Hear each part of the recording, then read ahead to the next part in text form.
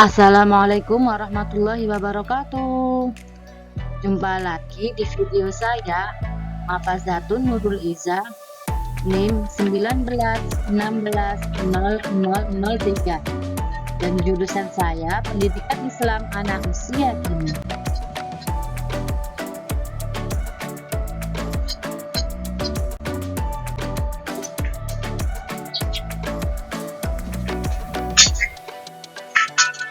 Pada video kali ini, saya ingin menjelaskan tentang perkembangan bahasa anak usia dini.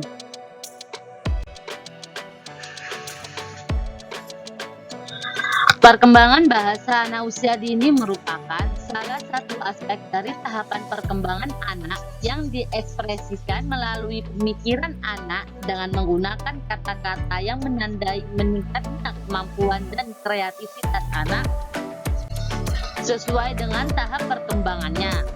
Bahasa merupakan alat untuk berkomunikasi, dapat digunakan untuk berpikir, mengekspresikan perasaan, dan melalui bahasa juga kita dapat menerima pikiran dan perasaan orang lain. Perkembangan bahasa dimulai sejak bayi dan mengandalkan perannya pada pengalaman, penguasaan, dan pertumbuhan bahasa. Pengembangan kemampuan berbahasa bagi anak usia dini bertujuan agar anak mampu berkomunikasi secara lisan dengan lingkungannya.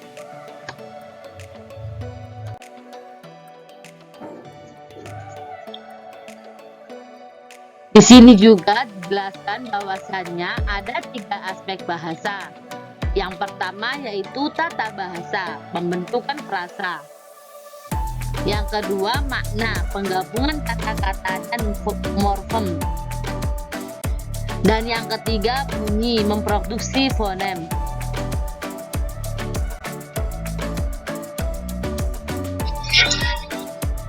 Yang pertama yaitu tata bahasa, pembentukan frasa.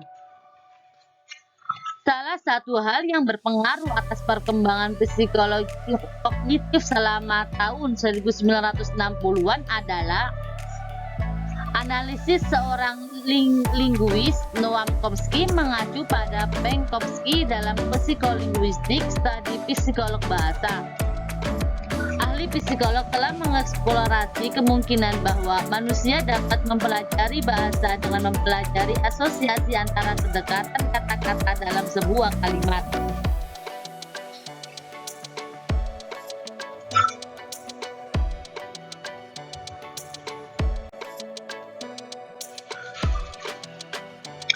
Selanjutnya yaitu makna, penggabungan kata-kata dan morfem. Walaupun telah ditekankan aspek tata bahasa dalam bahasa, sebuah kalimat yang benar secara tata bahasa bukan berarti bermakna sepenuhnya. Contohnya, dari Chomsky yang paling terkenal adalah kalimat colorless grand idea sleep furiously. Memperhatikan kalimat tersebut secara tata bahasa merupakan kalimat yang benar walaupun sama sekali tidak bermakna. Efek kebalikannya pun terjadi. Kita dapat membuat diri kita memahami sebuah titik yang masuk akal tanpa memproduksi kalimat yang benar secara tata bahasa.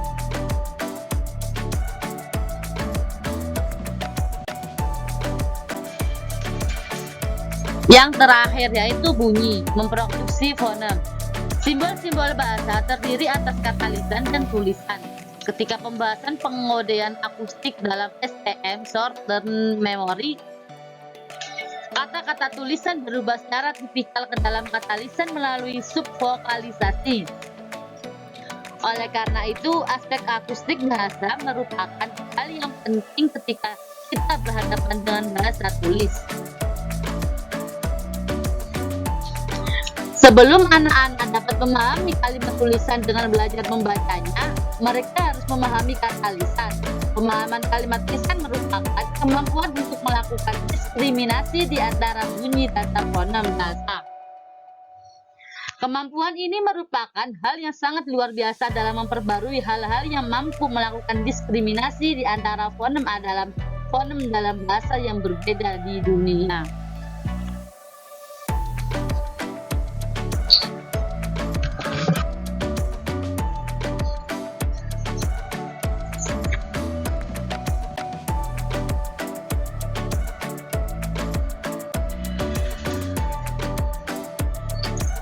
Selanjutnya yaitu tahapan perkembangan bahasa anak usia 0 sampai 6 tahun menurut Kemendikbud. Yang pertama, tahap awal membaca usia 0 sampai 3 tahun. Pada tahap awal membaca, anak usia dini 0 sampai 3 tahun senang bereksplorasi dengan buku, majalah, katalog, dan lain-lain. Anak melakukan eksplorasi dengan menyentuh langsung, melihat, merasakan, mencium baunya, dan mendengarkan kata-kata yang dibacakan dengan suara yang agak keras. Yang ketiga, anak senang mendengarkan cerita dengan banyak kalimat pengulangan, suara-suara ekspresif yang dramatis. Yang keempat, anak mulai belajar memegang pensil dan krayon untuk mencoret-coret. Yang kelima, anak di usia ini sedang belajar bahwa tulisan membawa sebuah pesan sesuatu cara untuk berkomunikasi. Karena anak sering melihat orang-orang di sekitarnya menulis. Yang keenam, pada tahap ini coretan lambat laun berubah dari gerakan lingkaran besar menjadi gambaran dan tulisan seperti coretan. Tulisan seperti coretan ini bisa terlihat seperti awal dari garis bergelombang, sedangkan gambarnya bebas mengalir dan melingkar.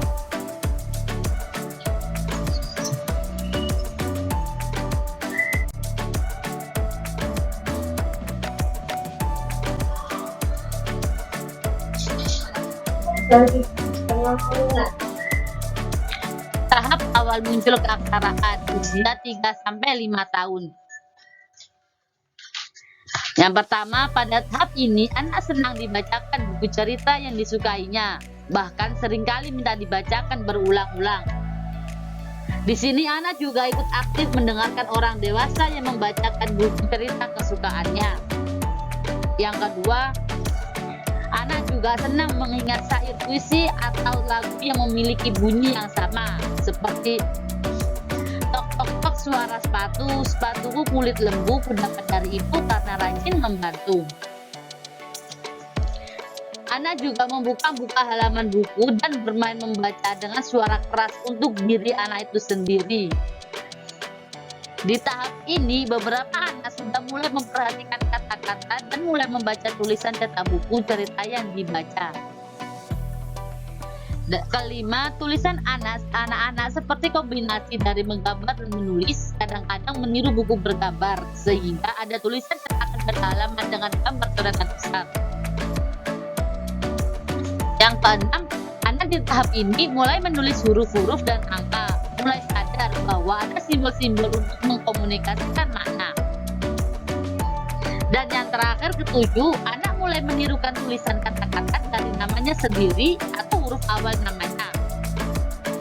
Anak menemukan huruf-huruf yang terlihat hampir sama bentuknya ketika bereksplorasi dengan simbol-simbol, mencari tahu fitur huruf-huruf dan angka yang berbeda, contohnya 3, B, E, 8, dan F.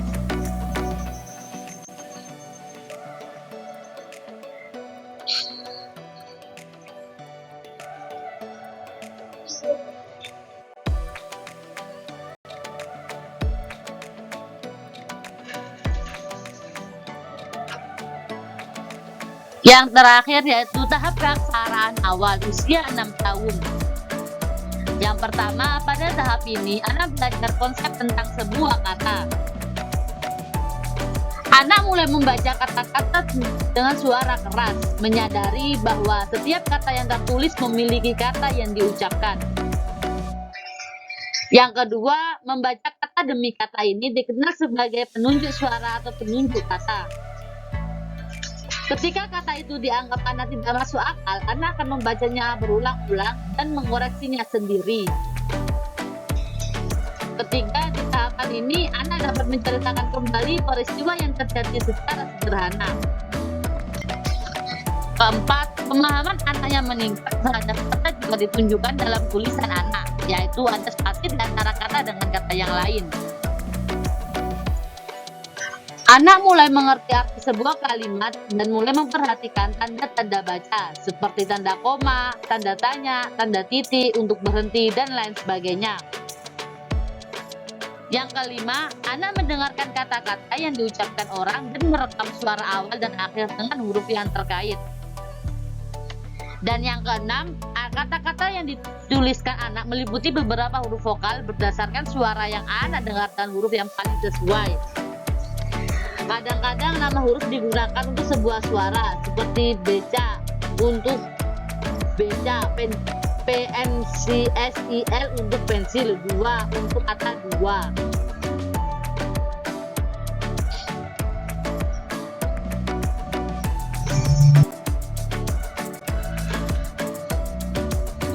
Selanjutnya yaitu area Broca dan Wernicke dalam otak. Yang pertama yaitu area Broca dalam otak. Anak mulai mengenal ejaan karena anak cocok dengan suara yang mereka dengar dengan nama atau suara huruf yang terkait.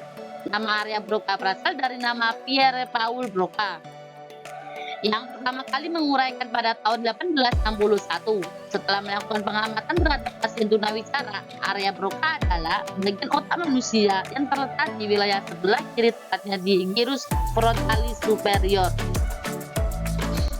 Area ini berfungsi pada proses berbahasa, kemampuan mengeluarkan ide dengan bahasa yang baik, serta menggunakan kata-kata akurat dalam bahasa lisan maupun tulisan.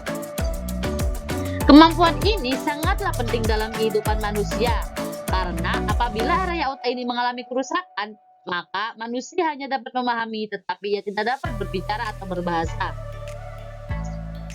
Kemampuan memahami ini merupakan peran otak area yang lain, yaitu Wernicke yang terletak di sebelah kanan, sehingga mereka memiliki fungsi dan peran yang berbeda.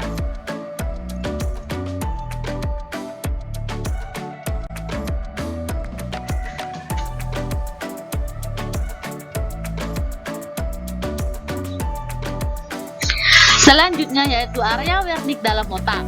Nama area Wernicke berasal dari nama Karl Wernicke, seorang dokter Jerman pada tahun 1874 yang menemukan kerusakan pada otak dan mengakibatkan gangguan dalam memahami ajaran yang disampaikan orang lain.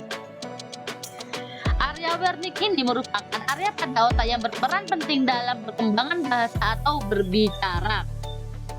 Area ini terletak di lobus temporal. Area Wernicke berdampingan dengan area Broca yang dihubungkan dengan satu jalur saraf yang disebut dengan fasciculus arcuata. Namun letak pasti dari area Wernicke masih diperdebatkan hingga kini, karena area Wernicke dan Broca sangat berhubungan. Jika area Broca berkaitan dengan produksi kata-kata, maka area Wernicke berkaitan dengan pemahaman dari suatu perkataan. Sama dengan area otak lainnya, area Wernicke ini dapat mengalami kerusakan.